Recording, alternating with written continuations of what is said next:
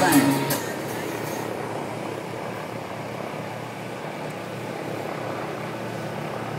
They will split off, and then John Sledge will come through and do an aileron roll.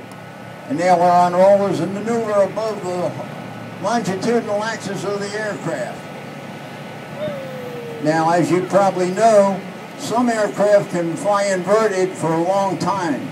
This aircraft, you have to keep positive G's on it, because if you fly inverted too long, it does not have what is called an inverted oil system.